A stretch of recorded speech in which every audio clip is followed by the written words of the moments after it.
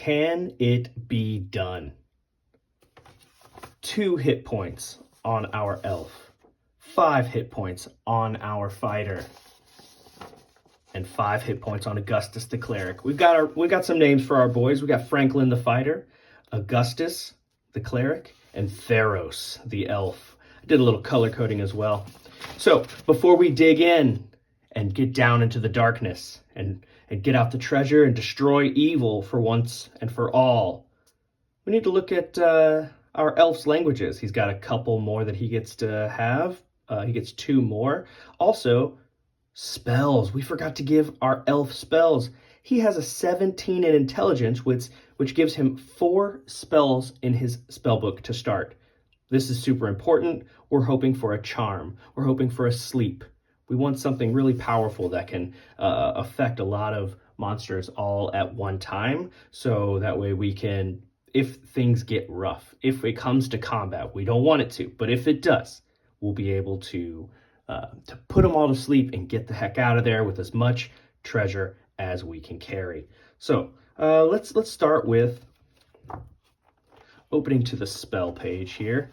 Magic user. Elf uses magic user spell list. So we're going to roll a d12. We're going to get right into it. We're going to roll a d12 and write down the results. That's the spells that we get. Everything is random in this game. We have our level 1 spells here. We're really hoping for an 11. That would be very nice. I don't mind a little charm person action. Also nice. Light, we can blind the enemy, get away if it's really scary. All right, here we go. What do we get? Number 1, charm person right out the gate. Yes, excellent spell. I'm going to be using a Micron 08 here on the character sheet because he's never going to lose this spell. This is going to be his spell. We got charm person. Let's just put that right there. Charm person. Next up, we're going to be re-rolling any duplicates. Oh, that is an 11. That's sleep. Oh, it's almost like Destiny. Destiny is encouraging Theros to survive with his 2 hit points. Here we go. 8. Read languages. Okay, could come up. Probably not in the dungeon, but could come up anyway. Languages. Okay, and 1 more. 12. Ventriloquism.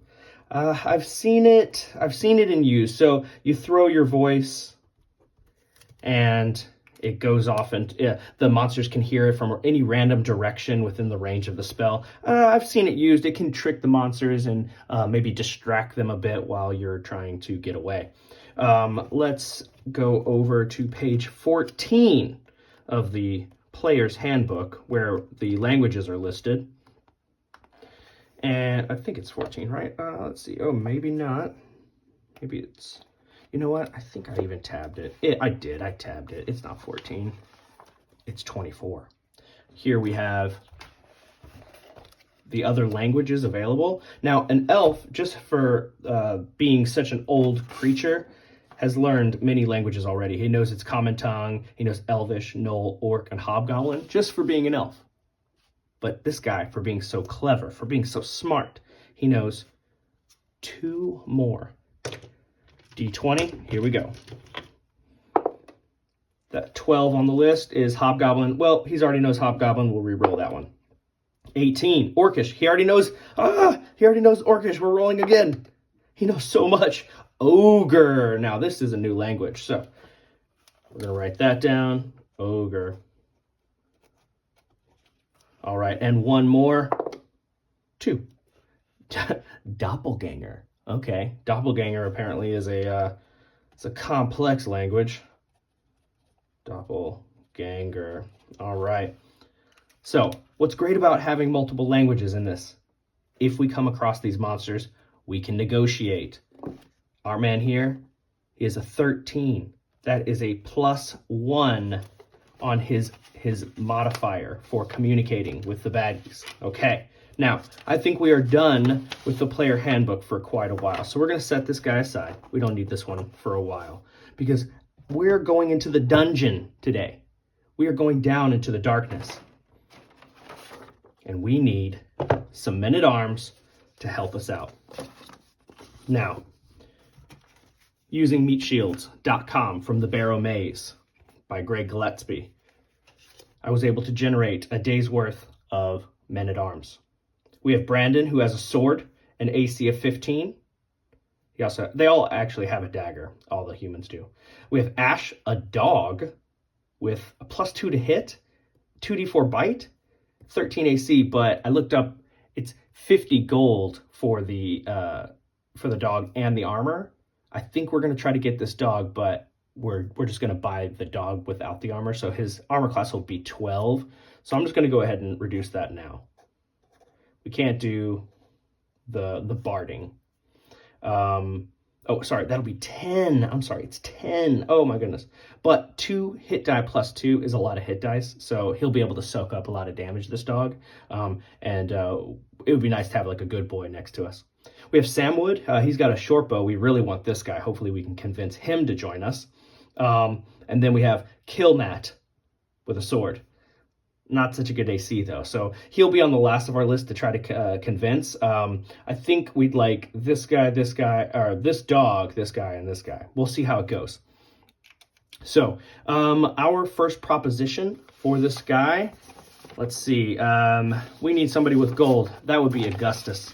Augustus has 34 gold. We're just going to buy the dog for 25. So straight out the gate, that's minus 25 gold from our man here. But we have some more gold to pay the daily cost of Brandon and Samwood if we can convince them to join us. All right, we need 2d6 for that task. All right, so our initial offer is going to be to offer Brandon 25 gold pieces for his share of the treasure that we bring out. Now, I don't know what we're going to get in there. It's probably just going to be silver pieces over and over again, silver pieces. So 25 gold is really strong for our first delve. Now, if he doesn't like that, then, well, we'll have to try again, something else. Oh, he loves it. He is all about it. 12, yes. And we have a future +1. Oh, and we get a +1 for our charisma being so strong. So in the future, Brandon here is going to always be at a +1 with us. And we're going to roll a d4 for his hit points because he's actually going to be coming on an adventure with us. Oh, just one hit point. Ugh. So he's a one-hitter quitter. All right. The dog, we just buy straight up for 25. So we get 2d8 +2. Let's get high here. Okay, this is the way, right? So we have 9, and then he gets a +2. So he has 11 hit points. Not bad, not bad. Okay, that's going to soak up a couple blows if it comes down to it. Now, we really want Samwood as well, so we're going to offer him the same. 25 gold of the take when it's all said and done. Let's see if he is willing to agree to that. 7. So he's thinking about it, but I need to spruce up the offer a little bit. So what I'll do is I'll say, instead of 25, I like the short bow. I really want him. So I'm gonna increase it to 30. Let's see what he thinks about that. Okay, now we got a 10. 10 is an acceptance. So he is willing to take that deal. So instead of 25, we're gonna bump him up to 30. He's gonna get a little bit more money, and he's in the back. He's not even gonna be risking himself as much. But we want him. We need the extra manpower. Okay, he's got 2 hit points. Let's see if you guys can see that. 2 hit points. All right. Okay, he's got 2 hit points. I think we'll pass on Killmat. Now, these guys will each take 1 gold from my coffers. So 25 for the dog, 26 to feed him and pay for his daily expenses, 27, 28 gold right out the gate. Okay, so we are down minus 28 gold. I'll just mark that for later because we want to get into the adventure. We want to get started. We want to start killing things. Okay, I'm going to set up my marching order. Now we have a fighter, Franklin. He gets a feat. The feats are located in the carcass crawler which are supplements by Gavin Norman for Old School Essentials. I think it's Carcass Crawler 0. So I took the weapon master feat and I chose sword. So he's going to have an additional +1 and to his attack and his damage rolls. So I'm going to go ahead. This has to be pencil, guys. Sorry if you can't see it. That's nice, though. +3 to his attack and his damage roll. He's going to be up front. So we're going to have Franklin here. You know what? I'll do this in marker. Franklin up front. Next to him, I think we want our puppy, Ash, because he is a tough one. Okay. In our second rank, well, we've got Theros with his bow.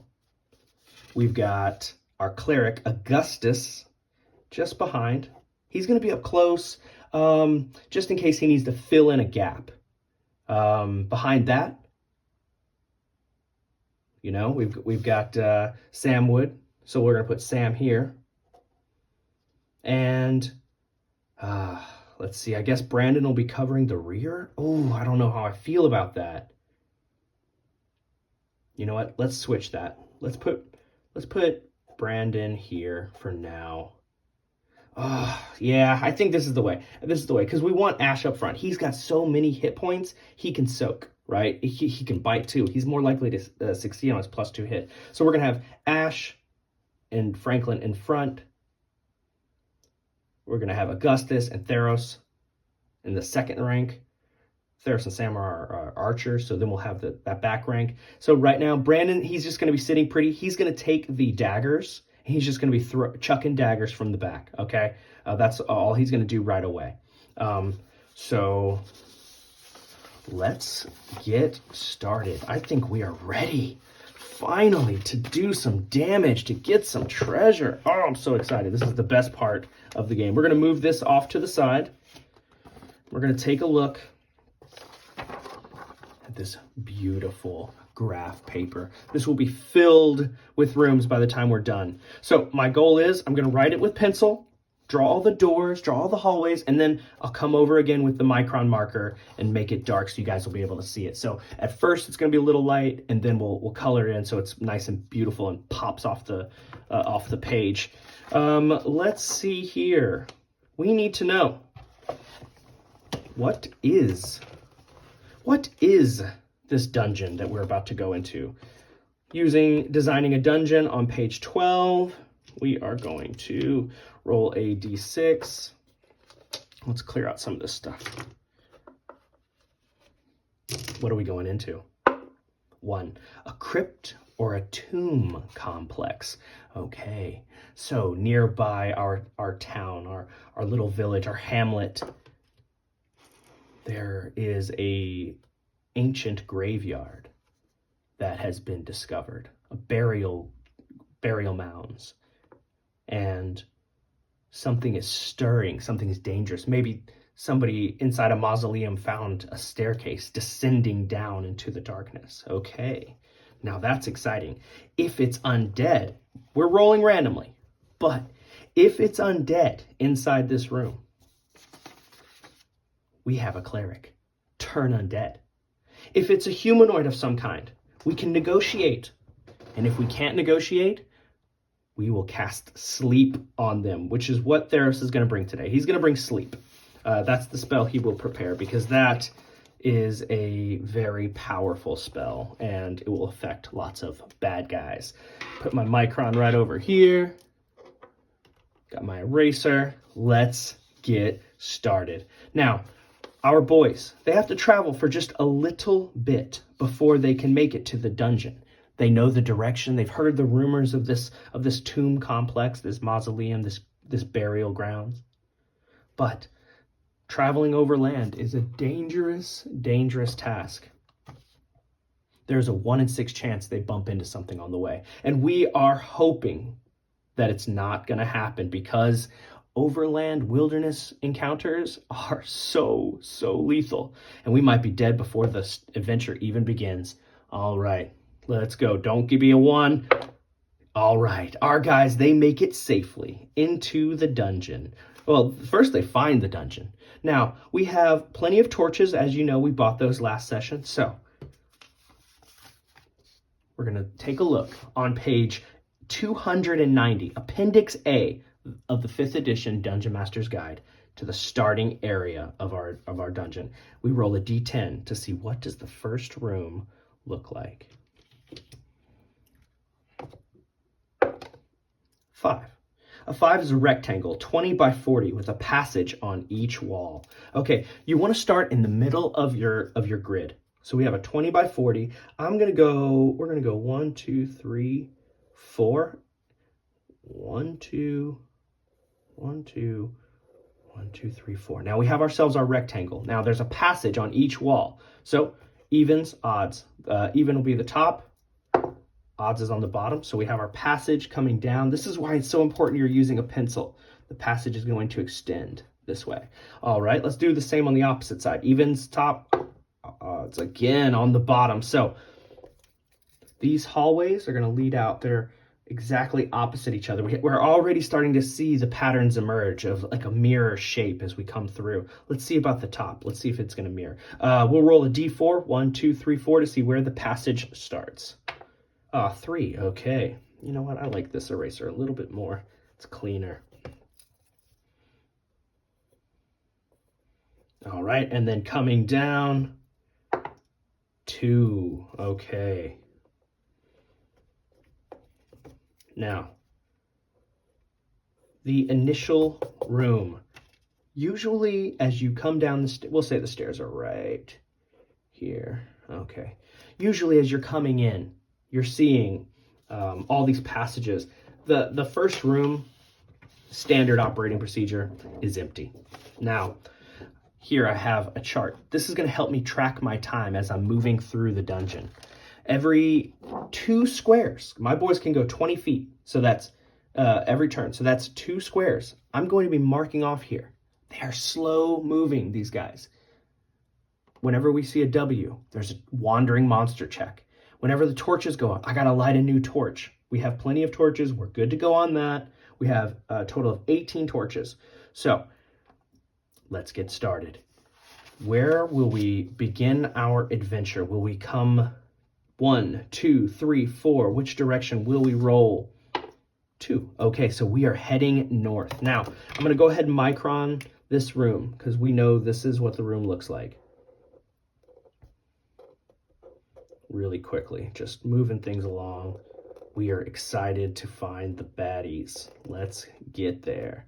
All right, and we got some stairs coming down. Okay, moving north. Now, we have a passage here. So, on appendix, let's see, we go 1, 2. Just gonna mark our little, oh, we don't want to put the micron on here. We are gonna mark our torchlight. Okay, now, we come up. We need to know, where does this passage go? So we're going back to Appendix A, the passage section. Here we go. Now, we roll a d20 to see, well, what is down this hallway? Rolled a 2. Okay, so let's see. It continues straight for 30 feet. There's no doors or side passages. Here we go. 1, 2, 3. All right, what's next? Now, it says if there's a passage that continues from another passage, we roll a d12 this time. So we might see some shrinking. We might see like it's not going to get very big now from this point. So let's roll a d12. We got an 11. All right, an 11. It continues straight. Oh, I see. That's a d12 here. So it stays 10 feet. Okay, and now we roll the d20. All right, 20. Okay. You wouldn't believe it. Stairs. Already we found a passage. Now, this could go up, this could go down. Let's see, what kind of stairs are we looking at? That's on page 291, the stair section. So let's roll a d20. 19, it's a shaft, with or without an elevator, down 1 level. So we've already got, we'll say it does have an elevator. We've already got, bing, bing, bing, bing, bing, a way down into the darkness. We're going to draw that as our elevator. Wow, I can't believe it. Already found a way down to level 2, easy access. But we're going to need to mark some time because we had to get to the end here. And as we do, as we get down to this elevator and we see the hallway ends. We have to roll for a random monster check. A 1 in 6 means we see what's inside this dungeon. 4, we don't see anything just yet. We're gonna double back. Now that we've mapped this space, we can move a lot faster through the space. We can move 5 times what we could if we don't know where we're going. The reason why we're only moving 20 feet every 10 minutes is because we are mapping, we're checking for secret doors, we're looking for traps, we're learning our way, we're crawling through the darkness. It's slow going. But when you know where you're going, you can come back a little faster, you can move a little bit more quickly. So, well, now we've got 3 passages. 1, 2, 3. Let's just say 1, 2, 3, 4, 5, 6. Here we go. So we're just going to keep moving and moving around, filling out the map as we go. Well, we got to roll in the passage. Got to roll in the passage. Let's see. Where does this passage lead? That is a 17. 17. We have our first chamber. Ooh, exciting. All right, what kind of chamber is it? We look on page 291. Down here, we roll a d20. 8. It's a 20 by 30. 20 by 30. Now, we're going to need to use pencil here. You know what? We got ourselves one on either side. That's 30. We come down here. We got 20. Got ourselves a nice little rectangle.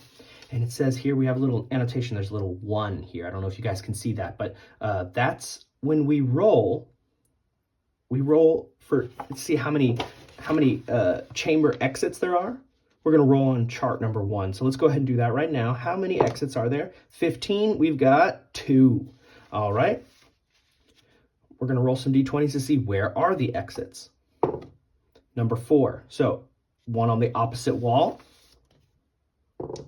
1 right in the middle. Okay, so we have an exit here. All right, and where's the other one? 19. It's going to be on the same wall as the entrance. So actually, we can double back right back this way. So let's see where this leads. Is it going to be a door or a corridor? First one, it is a corridor. All right. This is why it's so important that we're using erasers. Now we're going to map out this room, and then we're going to see, is there any treasure? Is there any monsters? Okay. And then off of this side, little spot right here, we've got 18. It's another corridor. So yeah, we've got 2 really strange shapes here going on here. All right. Now, we've got room. We're going to call this room 1, 1. We're going to call this elevator 1, 2, because we want to be able to map and be able to refer to these spaces back later. Now we have room 1, 3. Our boys have come inside this room. Now, what do they see? We're going to look on page 13 of the Dungeon Master's Guide, Random Dungeon Room Contents, okay? We need 2d6 to determine. 1 is for what's in the room, contents. The other, what's your chance of treasure, okay? So contents will be our black die. Treasure, how about, where's my red one? Yeah, here we go. 6. Oh, this room is trapped. And 2 and 6 chance for treasure. We're going to always go with 1 and 2 here.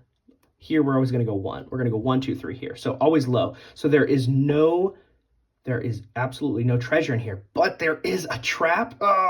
So we have some sample traps here. It's a example for, treasure, example, room traps. Here we go. 1d6.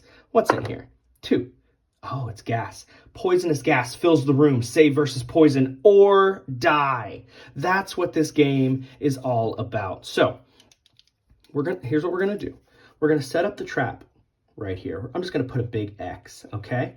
Now, as my boys are coming into the room, do they see the trap? Now, I've only got 1 human up front who would be able to see, But war dogs, maybe their noses are pretty keen, right? They got some skills. So we're going to go ahead and let him check as well. We're going to roll D6s for our two guys here. Our red will be our dog. Number 1 will be Franklin, our fighter. These guys are up front. If they roll a 1, they will see the trap. If they do not, we got to save versus poison. Now these guys, they are checking each room as they're coming through. They're being very careful. They're not special at this, though. They don't have any advanced features for that. Yo, but you know what? You know who does? Theros. Detect secret doors. Oh, no. Okay, nope. Just our boys up front. Here we go. Come on, roll a 1. We want to find this trap. No! Okay, so our guys step into the room. They don't see the trap. Now, there's always a 2 in 6 chance that the trap is triggered. So let's see if Franklin triggers it. If I roll a 1 or a 2 on this D6, he's the one. Oh, there it is. Right out the gate. Franklin steps on the trap. He needs to save versus poison, or we're going to say goodbye to our beautiful blue fighter. Here we go. Save versus poison. He needs a 12 or higher. Let's see if we can do it. 12! Oh, Franklin, that's what it's all about. Franklin is going to live to see another day. The trap goes off. The poison squirts into the air. It hits him right in the face. He gets out. He covers his mouth just in time, and it sprays over his mouth, but he covers his hand over his mouth, and it doesn't get inside, doesn't poison him. Our boy lives. Yes! Okay. So we've got another room mapped out. We are now very well aware of this trap. This one's not going to fool us again if it were to reset, which we're going to assume that all traps do reset. Oh, we got a passage here. All right, so let's keep moving. Are we going to go through this passage here, or are we going to go to the right? Now, the shape of this passage, it's already going to kind of butt into this next space, so we always have to use our better judgment when we're crafting these rooms, so we might have to just kind of shape it around if it starts smacking into a wall. And if it does smack into a wall, maybe there's just a secret door there. Okay, so we got evens, odds. Evens. We are going to move into this space. I'm kind of curious what's going to go on here. It's a little clustered up. So let's roll our passage. 3 continues 20 feet, and there's a door to the right. Okay, so that means there would be, you know what we could do? Yeah. And then it goes an additional 10 feet. So, okay, so here's what it's saying is going to happen. It's going to come over here, and then it's just going to go straight in. So I think what we want to do is we're going to bend it down a little bit. Yeah. And then there's going to be on the right-hand side, a door. Okay. And then it goes another 10 feet. Yeah. That's just, we're just going to have to twist it around a little bit because we don't want to, just have a dead end right at the very beginning of the dungeon. All right. So we've got a door. Now, is this door locked? I don't know if you guys can see this, but you know what I'm going to do? I wrote inside my DMG 1 to 6. It's a free open door. 7 to 12, it's locked. Feel free to write in your books, guys. All it does is add to the value of them. Makes it more useful to you. 13 to 18 is just stuck. Now we've got some strong guys who can kick open stuck doors. And then 19 through 20, ooh, it's a special door. Maybe it's trapped. It's just special, we don't know. Could be magical. So what is up with this door? Let's find out. We're gonna roll a d20. 19, it's a special door. So we have specials over here. Let's see, example specials. Let's see what's going on with this. We're gonna roll, this is a D9. Well, we'll roll a D10, and then if we hit the 10, then we'll just re-roll. 9, okay. Voices, walls, or architectural features speak or moan. Oh, so what are they going to tell us? Are they going to give us some advanced warning about what's coming up? I don't know. This, I think when we open the door, maybe maybe there's like an old spell that's been cast on this place. Like, do not disturb the dead that slumber here. All right, now, let's see what's beyond the door. We don't need to extend the hallway just yet. We want to know what's happening in here. So there's a chart for that. Beyond the door on page 291 of the Dungeon Master's Guide. We're going to roll a d20. 6. Beyond the door, we have a passage. 20 feet straight ahead. All right, let's go. All right, we're going to continue the passage. 18, that's another chamber. Yes, okay, we're starting to see some stuff. So, what kind of chamber is it? Hopefully there's treasure and no monster. That would just be wonderful, right? All right, let's see. 6, we have a square. It's just 40 by 40. So, we don't want to butt up against... we have to like shape the room around what already exists, because this is now canon. Everything that's here is not just going to magically disappear. So we're just going to extend out here. 1, 2, 3, 4. 1, 2, 3, 4. So we got ourselves a nice square. Like, this is looking pretty cool, actually. Now there's going to be some doors or passages that lead off of this space. Let's go ahead and call this 1, 4. All right. Now, I don't want to forget about this little trap here, so I'm going to go ahead and mark this, and you guys are going to be able to see it very clearly. There is a trap there. We are not going to fall for that again, though. We are not going to. 1, 4. All right, let's see. How many different exits are here? Let's see. We roll a d20. 14, we have 2 exits. Okay, so where are the exits? One is opposite wall of the entrance, and the other is on the wall right of the entrance. Okay, so right of the entrance, 5, 6. All right, we got one here. And then one on the opposite. We're going to roll a d4 for that because we don't know which one of these is the passage. That's 3. It's going to be right here. Okay, so is it a door or is it a corridor? Let's find out. For the first one, 16, it is a corridor. And then one over here, we've got 13, 2 corridors. All right, so not a lot of doors so far. A lot of passageways twisting and winding down in this mausoleum, this tomb. Man, I wonder who is buried here. I hope they're not waking up. Okay. All right, so now we need to know what's in this room. We're going to roll 2d6. Contents. Treasure. Okay. It's empty. It's empty with a treasure. Yes.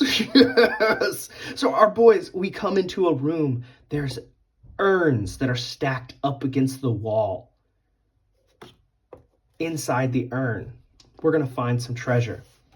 Now, let's go ahead and fill out this room just a little bit. We are not in any danger. Now, this is going to be a longer episode, guys. I hope you stick with me, man. I hope you can find out if the boys make it out alive. It is unlikely. We almost had a death with our poison trap going off almost instantly, but miraculously, the dice were with us. They kept us in the game. All right. How much treasure? Well, we've got a treasure section over here. We're on level 1 of the dungeon, although we do have access to level 2. So there's a d6 of silver times 100 silver pieces. That's just no matter what. There will be some treasure. There's going to be a d6 times 100. So let's go ahead and just roll that right now. 3. Okay, so there's 300 silver pieces.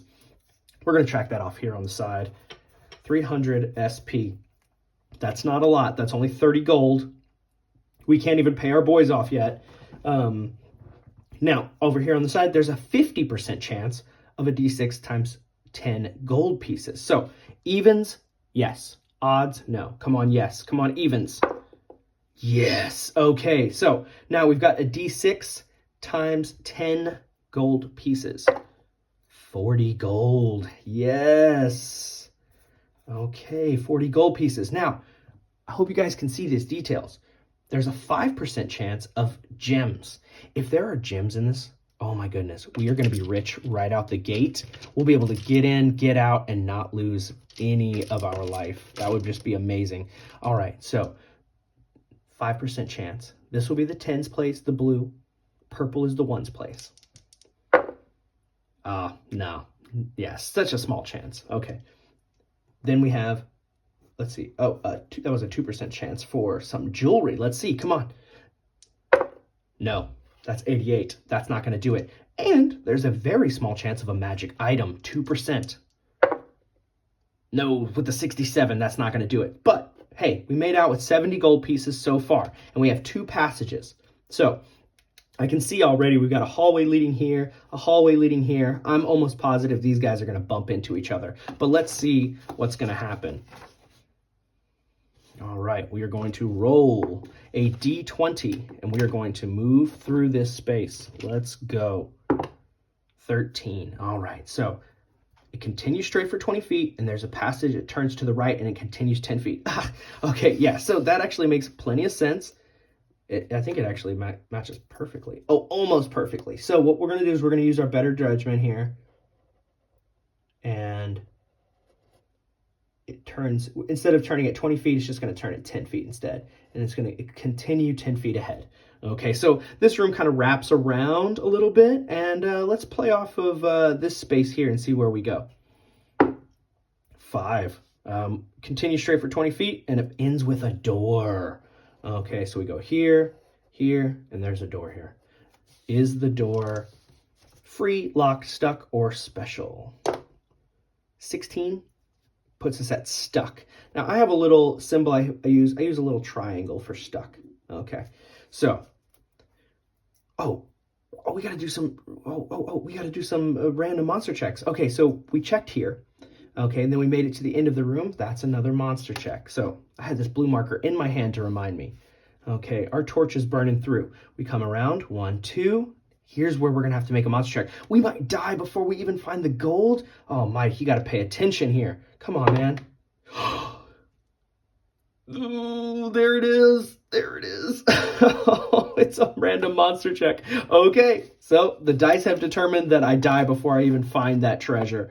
The treasure's there, but maybe I don't find it. Okay, so now we need to know, what are we about to bump into?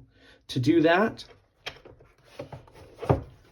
we are going to pull over this green tab that I have prepared ahead of time. Yeah, here we go. Pages are kind of stuck together a little bit. Okay. I hope you guys can see this. We have level 1 of the dungeon. We're finally going to see what is it that's been causing trouble down here.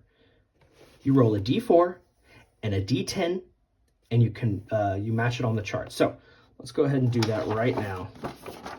D4 and a d10. What is in this hallway waiting for us? Well, we got a d10 right here. Okay, and we need a d4 as well. Oh, okay, here we go. What's in here waiting for us? Okay, so we have a 0. This is going to have to be a 0. Yeah, 0 and a 3. Okay, 0 and a 3. So let's see. Okay, so 3 on the d4 puts us here. 0. It's a leprechaun? A flippin' leprechaun. Sorry, I'm going to try to keep it... kid-friendly, family-friendly. So we're going to turn to the Leprechaun page. What is this guy going to do? Is he going to steal something from us? We don't have any treasure yet. Come on, man. Little leprechaun. Little shenanigans.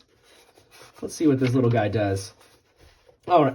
Hey, look at this art. Look at this art of a leprechaun. Let's see if we can keep that on the page. Okay, look at this guy. He's over here stealing this poor man's dagger, his jeweled dagger. All right, so they're diminutive. They're 2 inches tall, magical humanoids who delight in mischief and theft. They dwell in lush green lands. Well, maybe we are in a forest hex right now. We actually haven't mapped out the outer world. Their AC is 12 when we're using ascending. They only have 2 HP. Okay, they don't attack. Okay, well, that's nice. We don't want them to. They're quick, though. They can move 50 feet. Here are their saves. We don't need to worry about that. They're neutral. They're worth 6 XP. Hopefully we don't have to fight. But they do have treasure. I mean, that would be kind of nice, actually. Usually you're only going to counter 1 at a time. So, surprise. Acute hearing prevents surprise. Always surprise others if invisible. Okay, well, Well, we have a dog, so... Oh, and we have an elf. So I don't think he's going to be able to surprise us because we have an elf. Let's take a look at Theros real quick. Let's see if you guys can see this. He has listen at doors 2 and 6. He has acute humanoid ears. Most humans only hear on 1 6. He can hear on 2. We also have a dog, and I don't think dogs are going to be surprised by a leprechaun. But they have a bonus to their saves. They have magical powers. Unusable without a limit. Visual and audio. Okay, no concentration. Invisible, so in combat cannot be attacked in the first round. In subsequent rounds, they may be attacked. But these guys are not going to be invisible. They cannot surprise us because we are prepared for this situation. How about let's do some negotiation. Let's see how that plays out in Old School Essentials. So this little guy, he wants to thief. He wants to theft, sneak up on a PC and snatch a valuable objects and then run away. There's a 1 in 4 chance per round of dropping object if chased. Well, he doesn't surprise us. We catch him really quickly, and he's going to try to use trickery to keep us from getting his hoard, but we're going to use some intimidation. We're going to say, hey, look, you little punk. You're not going to come in here and rob us blind. So we snatch him up. And we're gonna see if we can do some negotiations with this guy, some forceful negotiations. So we're gonna use this chart here. It's actually from the Black Hack. I do have the other monster reaction chart here. It's really light. I don't know if you guys can see it, but I put all kinds of notes in this book just for like future reference. So let's roll 2d6. Let's see if we can scare the mess out of this guy and give him our treasure. So what we're going to say is, if we can get him to surrender or give us info, that's on on a 2 or a 3, we're going to get that. On a 4, we're going to get some of his treasure, just a percentage. Anything higher than that, he's going to trick us and he's going to get away. Now, our boys have a +1 on their modifier, so that's actually going to be a -1 on this chart. So let's see what we can do. Ooh, no. Yeah, so what he's going to do is, so this is going to be a 10. We're going to drop it down to a 9. He'll call for reinforcements, but he's all alone. He's going to scream out for help, help, help. And then he's going to polymorph and disappear. We're not going to get any treasure from him, but we did overcome him. And so we're going to get 6 experience points for the interaction, okay? That every little bit adds up. Sadly, we weren't able to sneak off with this treasure hoard. That would have been really nice. But we do make our way into room 1-4. We recover the gold and silver just like we found before. And mapping out this room, top and bottom, that's going to... Whoop, there goes my pencil. We are going to have to make 2 checks. Let's see. Our torchlight begins to burn.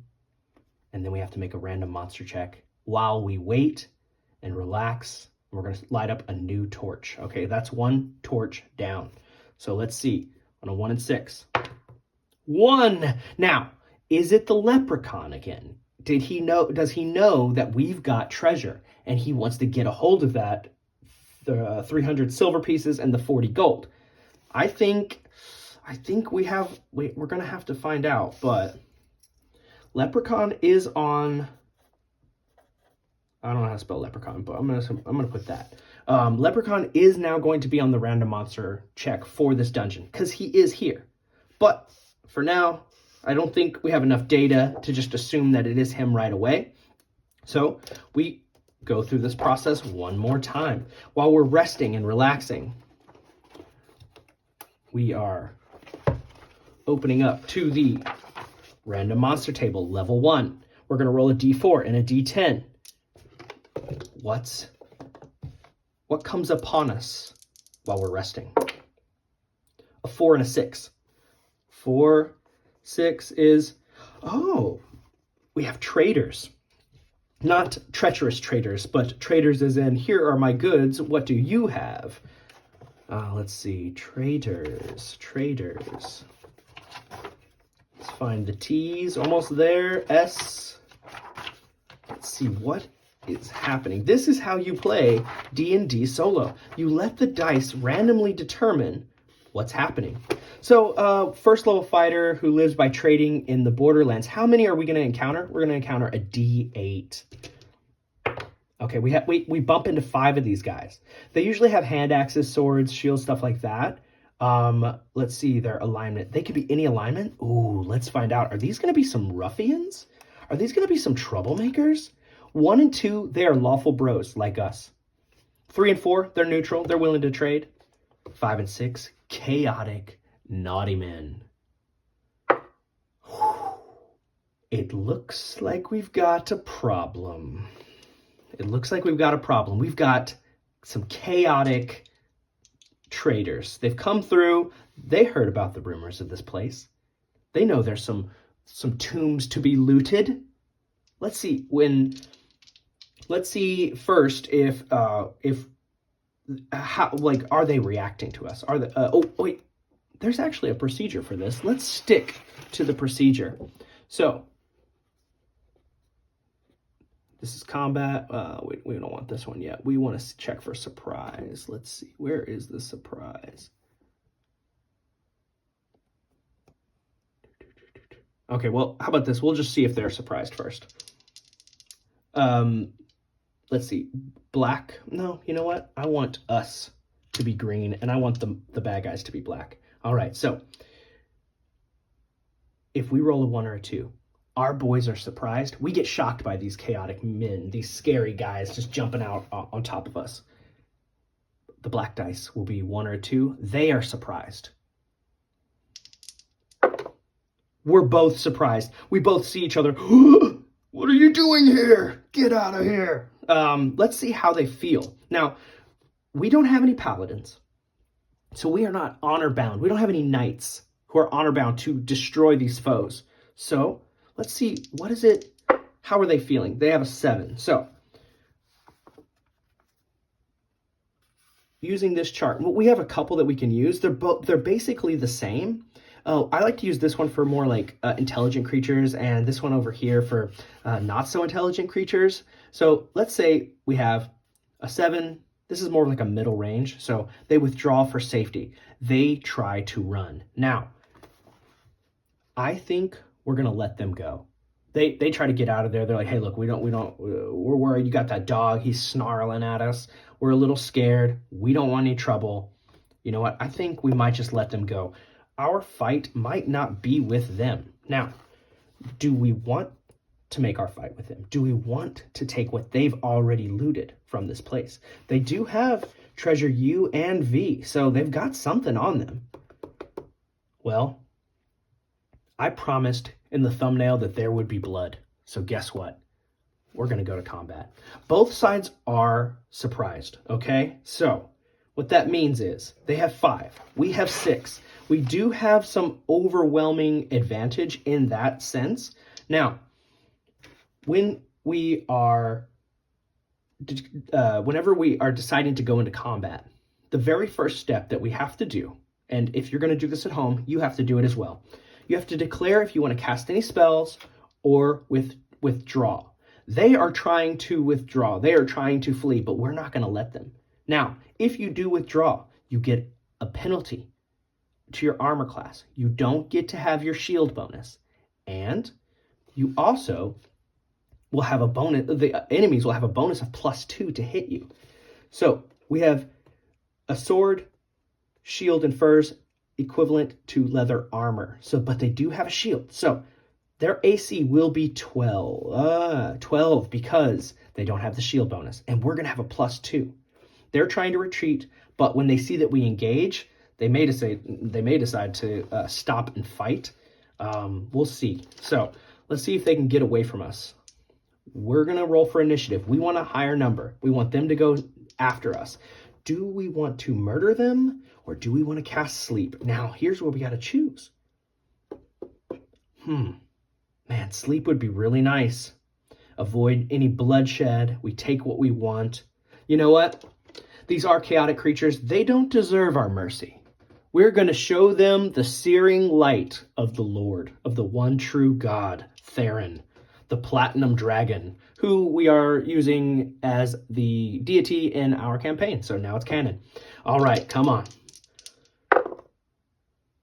5. Our boys go first. They're up second.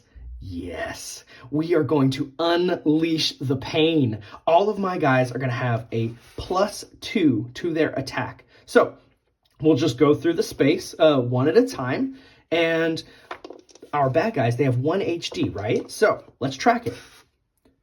Where's my pencil? This is the one thing about this is that I'm losing pencils left and right. Okay, so we're going to roll a d8 5 times. That's how many hit die these guys are going to have, or hit points these guys are going to have. So we're going to have ruffian number 1, 2, I want to make it dark, 3. What is that? Is that a 3? Oh, I am an English teacher. You'd be surprised. 4 and 5. All right. How many hit die, or how many hit points do they have? We're just going to roll. We're going to find out. The game tells us the story. First guy's got 1. Yes, that'll be nice. Next guy's got 7. Eesh. I mean, it all kind of averages out. 7. Eesh. 8. Come on, average out. And 2. Yeah, it is. Okay, so we're going for blood. So we're going to assume that they're taking the same kind of ranks that we are. They are attempting to protect their back line. So we're going to have rows of 2 just like us. And we got the drop on them. We have a bonus to our attack roll. Let's go. Let's go. Okay, so the first thing we do, we need to determine morale. Well, nobody on our side is scared yet. Our assistants, our men-at-arms, they are not afraid. They don't need to make a morale check. Nobody's died yet. So we're going to do some movement. Our guys are going to collapse in our frontliners. We got our dog moving up. We've got Franklin moving up. Now we've got our missile attacks. We've got a couple of missiles. Theros with a +3 to hit because he is in short range, which gives him a bonus of +1. They are fleeing. Gets a bonus of +2 from that. So a +3 to hit. That is a 15 to hit. He strikes an arrow into the first traitor, dealing 3 damage. That is enough to kill traitor number 1. We've already initiated their morale check on their turn. When they see their friend die, they have to check, whoa, are we gonna get out of here? Can we do anything? Are we gonna surrender? They might surrender. They've already tried to flee and we're not gonna let them, but they know we're lawful bros. If they surrender, if they throw down their weapons and turn away from the life of sin, we might give them a chance. Okay, attack number 2 is going to come from Sam in the back. Again, Sam's going to have a +3 for the same reasons. That is a 16 to hit on traitor number 2, 3 damage. Now, this guy has 4 hit points left. Those we also have a what's his name? Bradford? Or Brand. Yeah, Brand. Brandon. Brandon's got a couple daggers. He's going to throw 1 from the back. That is a 13 to hit because, again, +1 for short range. And then we've got a +2 for them fleeing. 13 to hit is more than enough. It's a D4 damage. 4. The dice don't lie. 4 damage. This guy, again, dead. Number 2. Oof. Yes. Okay. Now we've got, after missiles, with spells, we're not going to do any spells, okay? We're going to go into melee, okay? Augustus, he's going to have to hang back. He's not really in range to swing, and he doesn't have any kind of weapon, because we're a little broke, to sling any rocks. So he's going to have to hang back for this, but we've got Franklin and Ash. Franklin first with, now Franklin has a +3 to hit standard.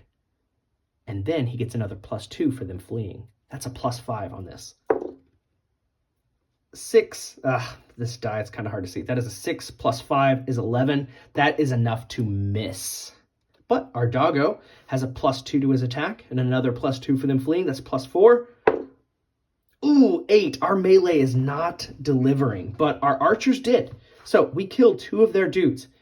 the turn switches over to their side. Now, they need to make a morale check. Are they going to continue to fight, or are they going to surrender their weapons and give themselves unto the Lord? Let's see. We want them to roll for morale. They have 7. So we want to roll higher than 7. They got 7. They're going to stay and fight. They realize now, you know what? We tried to run, but these dudes, they wanted to fight us anyway. You know what? Let's bring the pain. So they're going to try to swing on us. They've got 3 dudes with hand axes. Oh, you know what's a good question? What is the damage for a hand axe? Is it a D6? I think it is a D6. Okay, so we have a tool right over here to find out. Hand axe, D6. Ooh, all right. This could mark the end for our friends. The first attack, if it's evens, it's going against Franklin. If it's odds, it's going against Ash. Let's see. Odds, it's going against our dog. Oh, poor guy. His armor's so low. He's only got a 10 AC. Oh, but they roll a natural 1. That is a miss, no matter what their modifiers. Okay, next up, we've got one more attack coming in. Ooh, let's see. Odds. Okay, so again, it's against Ash. Oh, man. This one, 14 is going to hit Ash. Ash is going to take 6 damage. Our poor pupper is only at 5 HP. That's not good. And then we've got, the last guy, he's going to throw an axe from distance, okay? He doesn't have a lot of room, so he's going to just throw. Another natural 1. The dice tell the story. This is awesome. Now, what's really fun about Old School is that from turn to turn, the initiative can switch. So maybe we've got, oh, you know what? That axe throw should have been at the beginning, but that's okay. You make mistakes. You try your best. There's a lot of rules here. We're going with what we can. Okay, so we're going to roll again for initiative. Hopefully we come out on top. We don't want them to take 2 turns in a row. That's rough for us. So let's see. We got a 5. They got a 4. We're up. Okay, we are going to start just blasting with arrows from the back. Now, we no longer have the bonus of +2. So their AC is going to go back to 13. They're not fleeing. They get the benefit of their shield. So things are leveling out, but we still have 6 guys, and they have 3. Let's go. The next up, let's see. We got a missile from Theros. He's going to have a +1 to hit. That is an 18. 18 on the die for 3 damage. Okay. We're going to have Sam take a shot at the same target. 17 +1, 18 to hit. D6, 5 damage. We bring down the next dude. Okay, we forced another morale check. They have hit 50% of their team is now dead. We're going to force another morale check. Maybe they're like, okay, there's no way we're going to get out of this. We'll find out, because next up, we've got Brandon throwing his last dagger. 12 is a miss on these guys. We need a 13 to hit. That's too bad. All right. Again, Augustus is going to have to hold off his attacks, but that's okay, because we've got our fighter, Franklin, coming up with a +3 to hit. Natural 20. Boo, boo, boo, boo. Natural 20. We're going to do double damage. That's a little homebrew I like to do. If I roll an 8 on the dice, we're going to explode and re-roll that dice just to keep stacking up numbers. We like big numbers in this game. So we're going to roll 2d8. Any 8s, we get to roll again and add that to the total. 9 +3 damage. He is going to one-shot this dude. He does, what is that, 12? Oh my gosh, he does 12 damage on the guy who has 8. And Ash, our dog, he smells the blood. It puts him in a frenzy.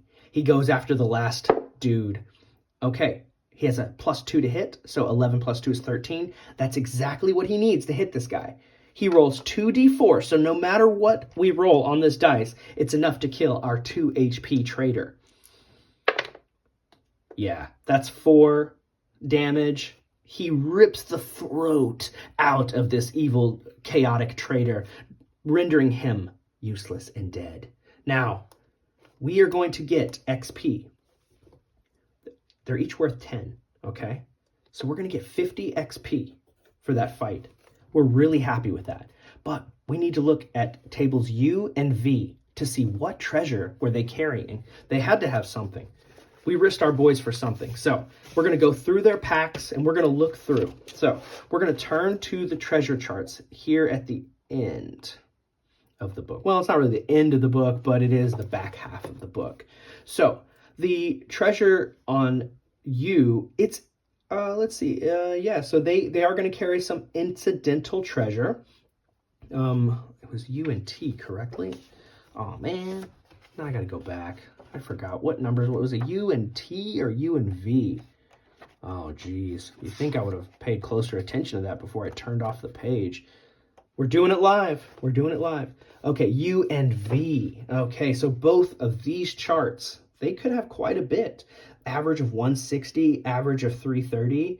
Now, we want to have some treasure, and, you know, I think just taking the average is fine, but you know, we're telling a story here, so I mean, if we're looking here, we can see that there's only a 10% chance that there's copper, a 10% chance that there's silver, 5% that there's gold, 5% that there's, like, we could roll over and over again and just they don't have any treasure, and like that's just not fun storytelling. So here's what we're gonna do. We're gonna roll. And if they're nowhere near 160 gold piece average, which doesn't coincide with this at all, then we're just going to take the average. Okay, because we risked ourselves. These are traders. They're not just carrying around empty pockets. Like, they've got something on them. Okay, so let's roll for it. Let's see what happens. Let's see if the dice can tell an interesting story or if there's a 2% chance for everything. Okay, so this will be our tens place. We'll take that for our tens place. And the purple here, this will be our ones place. So for group treasure, these guys have group treasure. They have 1 and 2. They carry it all between them. Okay, so like in their different packs and stuff. So there's a 10% chance that there is copper pieces. There is copper pieces. Okay, there is copper. All right, how much copper? There is 48 pieces of copper. Yay. Okay.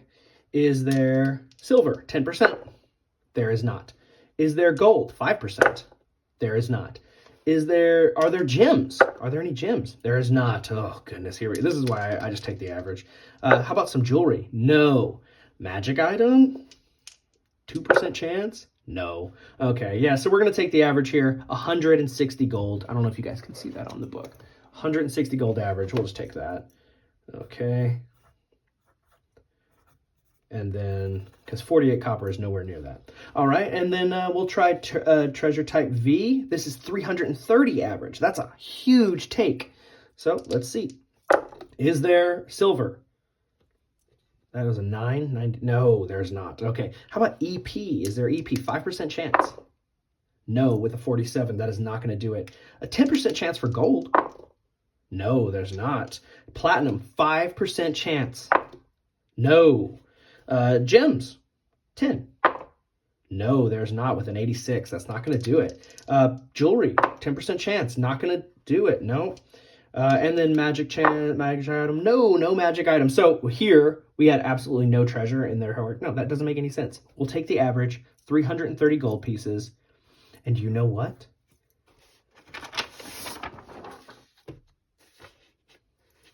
All of that, all of those interactions, everything we've come to so far has been just a little bit of damage and action in the hallway and a little bit in room 1-4 with the urns.